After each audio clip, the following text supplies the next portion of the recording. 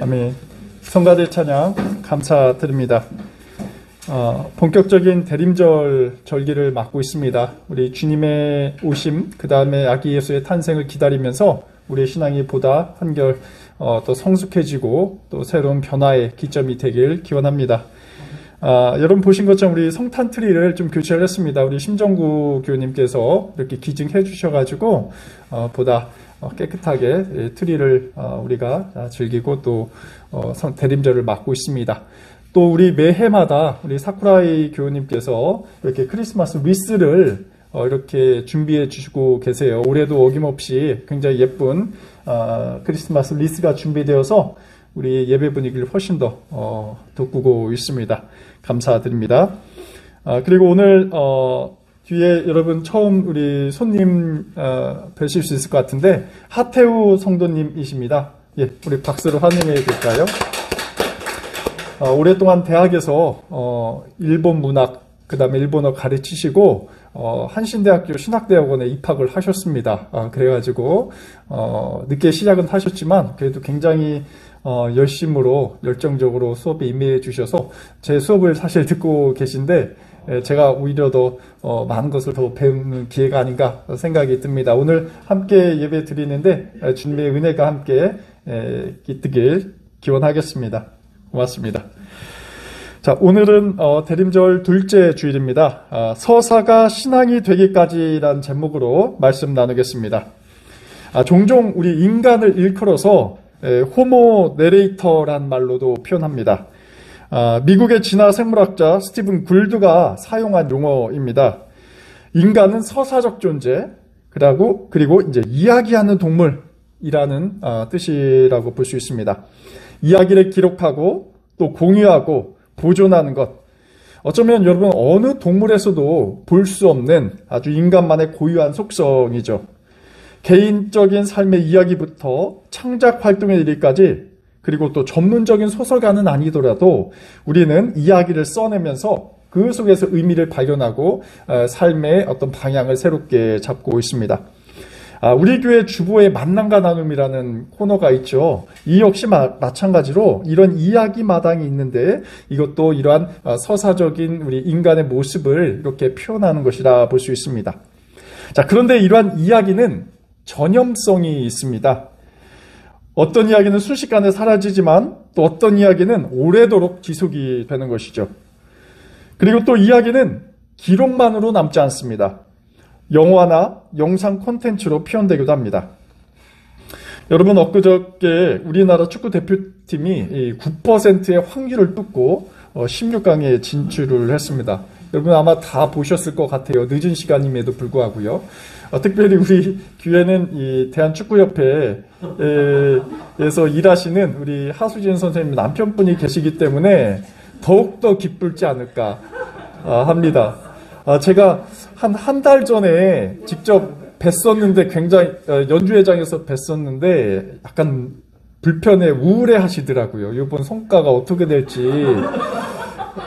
그간 평가전에서 좋은 성적을 거두지 못해가지고 굉장히 침체된 상태셨는데 굉장히 놀랄만한 일이 벌어져가지고 너무나 좋아하시겠다 이렇게 생각이 들었습니다.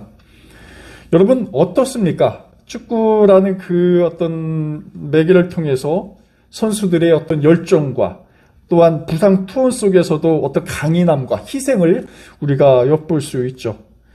우루과이나 가나와 대등한 경기를 보여줬고 심지어 객관적 전력만 따지고 보면 질 수밖에 없었던 이 포르투갈과의 경기에서도 당당하게 승리를 쟁취했습니다. 그래서 한 언론은 이렇게 기록하더라고요. 이 시대에 보여줄 수 있는 스포츠의 대서사다. 여기서도 우리가 이 서사란 말, 이야기라는 말, 어떤 극적 드라마를 함께 볼 수 있고 또 공감을 할 수 있었습니다. 바로 여기에 사람들이 열광을 하고 환호를 하고 공감하고 사람들이 서로 이렇게 이야기를 나누고 있는 것이죠. 이뿐만 아닙니다. 사실 제가 말씀드리는 이번 설교도 이야기, 즉 서사라 할 수 있습니다. 이렇게 보면 우리의 삶 1분 1초는 이 서사로 이야기로 가득 차 있습니다. 우리 인간은 과거는 물론 현재는 물론 또 먼 미래에도 이러한 서사적 존재로서의 모습을 지니며 살아갈 것입니다. 우리는 현재 대림절이라는 이 카이로스의 시간을 살아가고 있습니다. 여러분, 우리는 이 대림절 시기 어떠한 서사를 듣고 또 어떠한 서사를 경험하고 있습니까? 그것은 바로 예수님 탄생의 서사일 것입니다. 아기 예수 탄생을 기념하기 위해 전 세계인들이 들떠 있습니다. 예수를 믿지 않는 사람들조차 성탄의 분위기는 어떤 유쾌한 기분을 가져다 줍니다.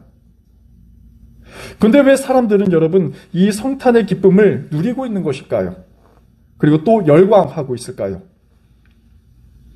예수께서 탄생하신다는 이 이야기는 이 거대한 서사의 탄생을 말하는 것입니다.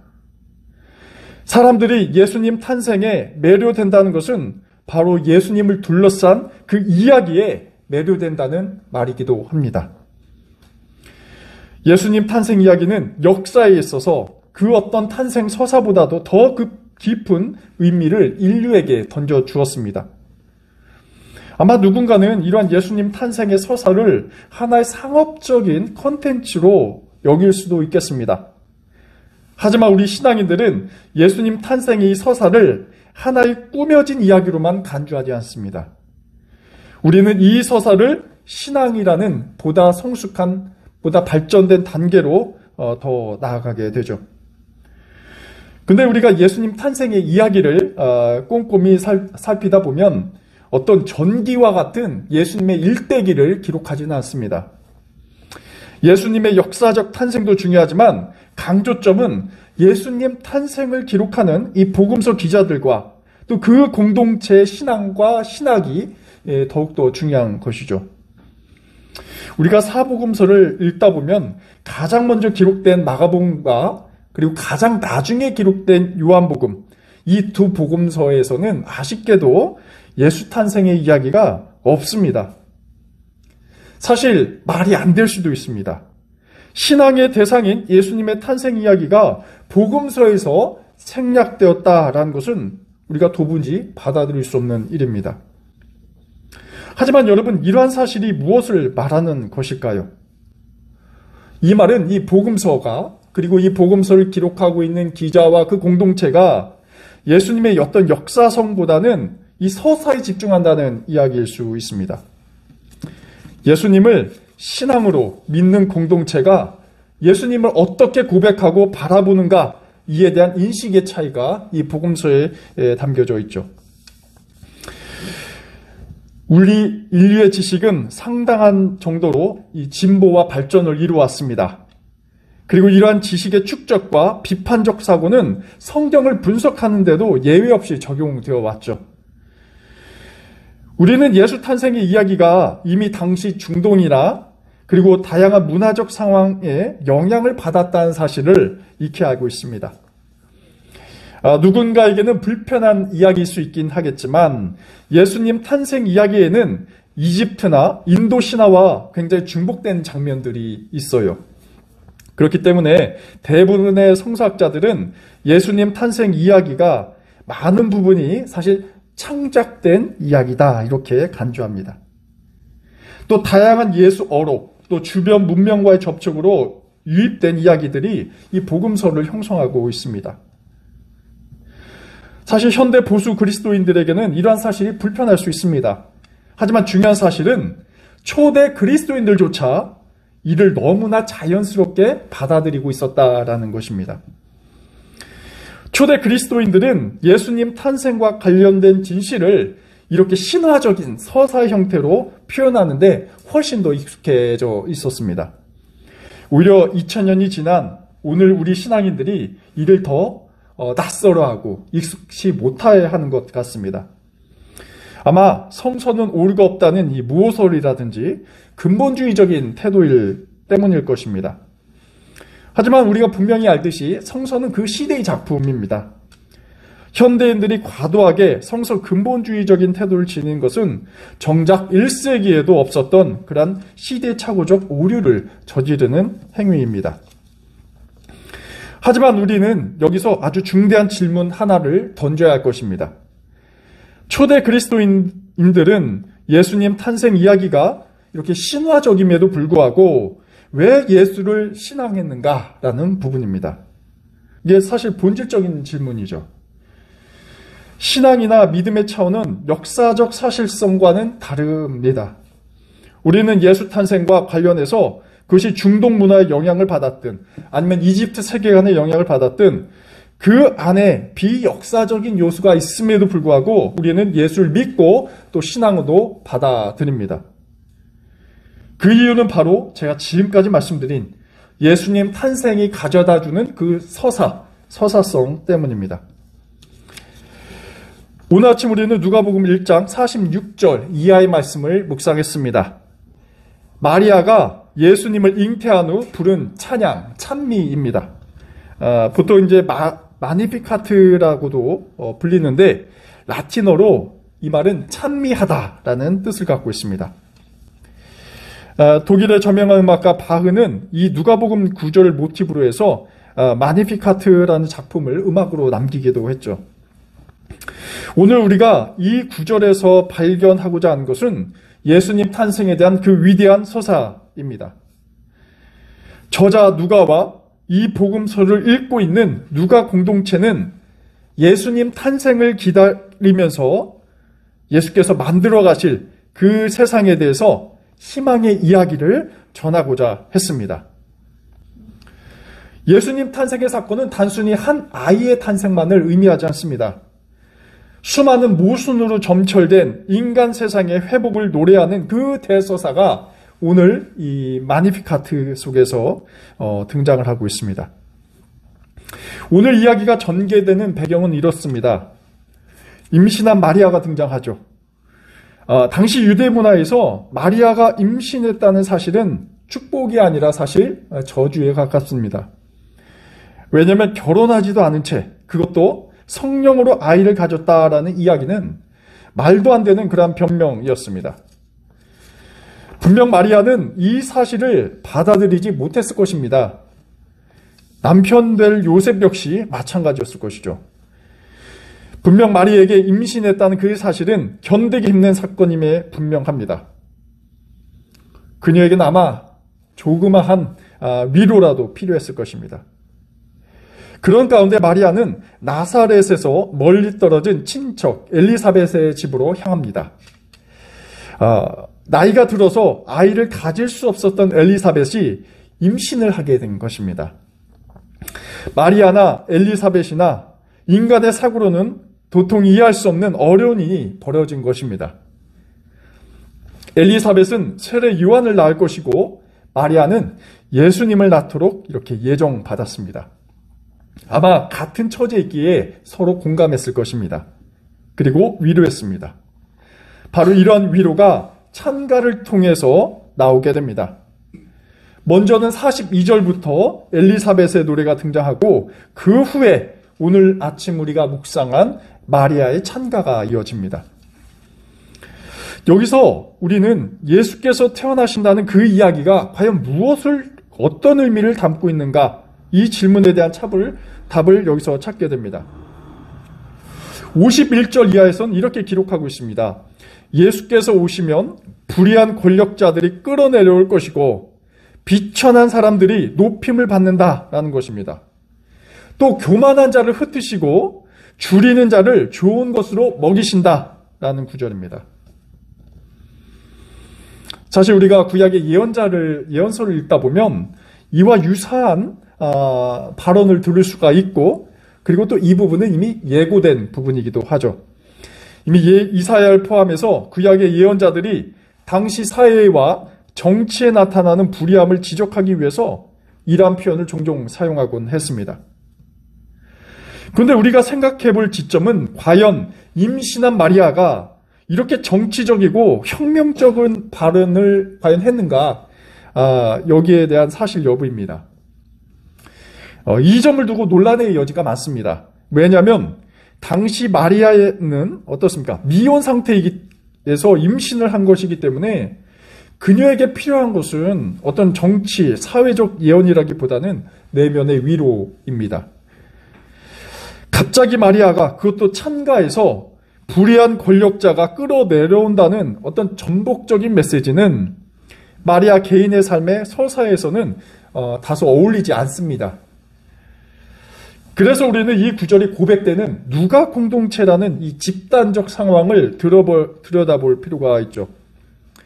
이 구절은 누가 기자가 살아가고 있는 삶의 자리를 이 찬가라는 형태를 통해서 담은 이야기다라고 볼 수가 있습니다. 그리고 누가 공동체가 살아가는 그 환경과 또 예수님을 통해서 펼쳐질 그 하나님 나라가 굉장히 대비적으로 나타나 있게 되는 것이죠. 예수께서 태어나신 상황은 어떻습니까? 그야말로 권력투쟁과 전쟁이라는 굉장히 정치적 격변을 겪고 있었습니다. 당시 유대인들이 살아가는 땅은 여러 제국들의 지배와 수탈이 끊기지 않았죠. 지리적으로 어떻습니까? 거대하게 확장해 나가는 로마 제국은 유대 땅에도 직접적인 영향을 미쳤습니다. 유대 민족은 로마화되는 과정을 겪게 되죠. 또 시리아 왕국의 안티오쿠스 에피파네스 왕은 이 헬라화 정책을 통해서 굉장히 유대 문화를 헬라적인 문화, 이교 문화로 점차 바꿔나가게 됩니다. 그래서 에피파네스 왕 같은 경우는 이 즉위하자마자 이 시리아뿐만 아니라 유다까지 장악을 하게 되는데, 이러한 그가 추진한 이 헬라화 정책의 목표, 이것이 무엇이냐 할 때 그것은 바로 하나님 신앙, 유대 전통에서 갖고 있던 이 하나님 신앙을 말살하는 것이었습니다. 이 하나님 신앙이라는 것은 어떤 정신적 기틀에 또 헬라 종교를 심는 것이었죠. 이 사건이 결국 예루살렘 성전 모독 사건이 발생하게 되는데 여기에서 가장 상징적으로 드러났습니다. 예수께서 태어나시기 한 150년 전인 167년경에 예루살렘 성전에는 제우스 신상이 세워지게 됩니다. 그리고 예루살렘 도시 역시 굉장히 대부분 약탈을 당하게 되죠. 여자와 아이들이 노예로 잡혀가게 됩니다. 율법 준수도 금지되었습니다. 안식일과 유대 축제가 금지되었고, 또 유대인들에게 율법에서 금지된 이 돼지고기를 강제적으로 먹도록 강요했습니다. 이에 대한 반대는 곧 사형이었습니다. 이로 인해서 유대인들이 이 민족주의적 반란을 일으키게 되는 것이죠. 안티오쿠스의 헬라화 정책과 이러한 이교 강제는 유대인들의 반발을 일으켰습니다. 그리고 유대인들의 당시 지도자였던 마카베오가 혁명을 일으키게 되죠.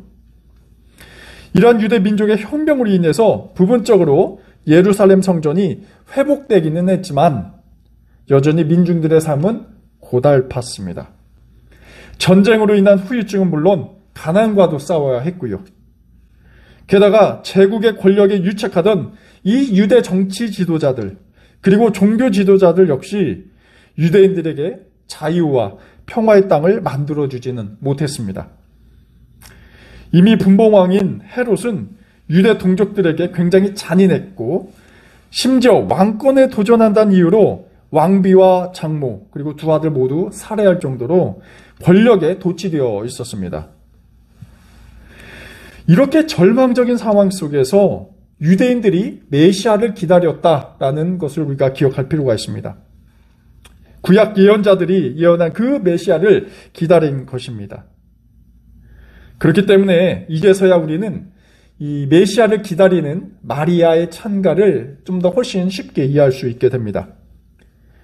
마리아 찬가는 이렇게 노래하고 있죠. 제왕들이 왕자에서 내려오고 비천한 자들이 높임을 받고 줄인 자가 배가 부르게 한다라는 굉장히 거대한 서사를 이 누가 공동체는 꿈을 꾸게 되는 것입니다. 마리아의 찬가가 이루어지는 배경이 바로 여기에 있습니다. 유대 군중들, 특히 누가 공동체는 이 서사에 굉장히 열광했습니다. 유대 민중들에게 예수께서 탄생하신다는 것은 잃어버린 자유와 또 정의를 회복한다는 이야기를 전하는 것이었죠. 그렇기 때문에 여기서 예수 탄생에 대한 서사가 바로 복음이 되게 되는 것입니다. 우리는 보통 복음을 기쁜 소식, 굿뉴스라고 표현합니다. 근데 사실 좀 다소 추상적인 표현이에요. 구체적으로 그 시대마다 이 복음의 성격이 또 다르고 표현되는 방식이 다릅니다. 오늘의 그 다음에 오늘의 구원이 다르듯이 과거에도 그렇습니다. 예수 시대로 넘어가면 예수 시대 그 기쁜 소식이란 무엇이냐, 복음이란 무엇이냐, 단순히 낭만적인 메시아 탄생과는 거리가 멀었다라는 것입니다. 예수 탄생 이야기는 지극히 현실적인 이야기였습니다. 처절한 고난 중에서 비롯하는 실존적인 문제가 바로 예수 탄생 이야기 속에 담겨져 있는 것이죠. 미국의 이 제세례파 신앙을 강조하는 이 작가가 있습니다. 도널드 크레이빌이라는 사람인데요. 이분이 예수가 바라본 하나님 나라라는 책을 쓰게 됩니다. 이 책에서 이 오늘 말씀인 마리아 찬가에 대해서 굉장히 흥미로운 해석을 내놓습니다. 누가 공동체가 예수님 탄생을 하나님 나라에 대한 비전으로 여긴다면 과연 그 하나님 나라가 무엇이냐라는 것을 다루고 있죠. 그것은 바로 거꾸로 선 나라다. 이 upside down kingdom이라는 것입니다. 거꾸로 선 나라. 거꾸로 선 나라라는 것은 이 천지개벽이란 말로도 표현할 수 있겠습니다. 예수님 탄생에 담고 있는 서사는 이 천지가 뒤집어질 정도로 엄청난 사건을 말합니다. 마리아 찬가에서 노래하는 하나님 나라, 이 거꾸로 선 나라는 초대 신앙 공동체에 있어서 단순한 시대적 변화가 아니었습니다. 어떤 다른 제국이 바뀐다 이런 수준이 아니었습니다. 헬레니즘에서 로마로 또 어떤 다른 정치적 세력으로의 전환이 아니었다라는 것이죠. 근본적인 변화를 뜻합니다. 성서는 이를 가난한 자, 작은 자, 아이, 비천한 자가 그들의 처지와 상황으로 인해서 차별받지 않고 인간다움을 누리는 그렇게 급격하게 변화된 세계로 표현하고 있습니다. 또 권력을 가진 자, 교만한 자, 차별의식을 고취하는 자들에 대한 회심이 이루어진 세계가 바로 하나님 나라고 거꾸로 선 나라다라고 표현할 수 있습니다. 그런데 그런 세상이 과연 어떻게 도래할 것이냐? 현대 그리스도인들은 감히 상상할 수 없지만 적어도 오늘 성서 속에서 이 누가 공동체는 이에 대해서 확신을 했습니다. 그리고 예수님 탄생은 바로 이러한 거대한 서사를 담고 있습니다. 우리가 보내는 이 대림절은 바로 그러한 때입니다. 거꾸로 선 나라를 희망하고 확신하는 시간입니다. 천지개벽을 기원하며 우리에게 주어진 현실의 문제, 또 사회적 문제를 예수 탄생의 서사로 응답하는 시간입니다. 특히 우리가 하나님께서 예수라는 인간 모습으로 오심을 기억한다면 우리는 이 세상에 인간성을 상실할 수밖에 없는 그 사회적 구조와 사고를 전적으로 바꾸어야 한다는 비전을 깨닫게 됩니다. 우리 신앙인들이 대림절을 기뻐해야 할 이유가 있으면 무엇이 있을까요, 여러분? 연말 분위기에 도취되어서 우리가 예수 탄생의 기억을 사실 굉장히 많이 잃어버린 때이기도 합니다.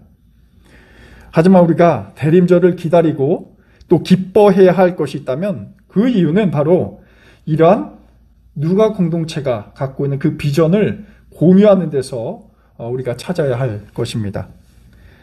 이러한 기쁨은 일시적인 쾌락과 구분됩니다. 예수 탄생을 통해서 하나님 나라를 상상하고 그 상상을 이 땅에 현실화하는 그 실천은 바로 신앙의 힘이기 때문에 가능한 것입니다. 그리고 우리가 낙산교회라는 신앙 공동체로 모여 함께 그 비전을 공감하고 공유하는 것이 기쁨을 나누는 그 출발이 될 것입니다. 오늘 마리아는 55절에서 바로 이러한 하나님 나라를 찬미하고 이를 기억하는 자손에게 하나님의 자비심이 영원토록 있을 것이라 선언하고 있습니다. 주님의 자비가 예수님 탄생을 기다리는 우리 낙산 공동체에 함께하길 기원합니다. 아멘. 마리아의 찬가와 예수 탄생에 대한 기쁨의 소식을 우리 낙산 공동체가 함께 공감하고 또 연대하고 또 열광한다면 이 세상은 한 걸음씩 하나님 나라 향해 전진하리라 믿습니다. 기도하겠습니다. 하나님, 당신의 아들 예수 그리스도의 탄생과 오심을 기억합니다. 전 세계가 예수 탄생의 서사를 기뻐하고 고대하고 있습니다. 단순한 변혁이 아닙니다. 말뿐인 좋은 세상이 아닙니다. 주님을 잉태한 마리아가 찬미한 것처럼 그 세상은 세상이 전복되고 변혁되고 또 거꾸로 선 나라입니다. 그 나라는 하나님을 경외하는 세상이고 당신의 원리에 따라 인간의 질서가 다시 태어나는 세상입니다. 주님, 당신의 오심을 간절히 기다립니다.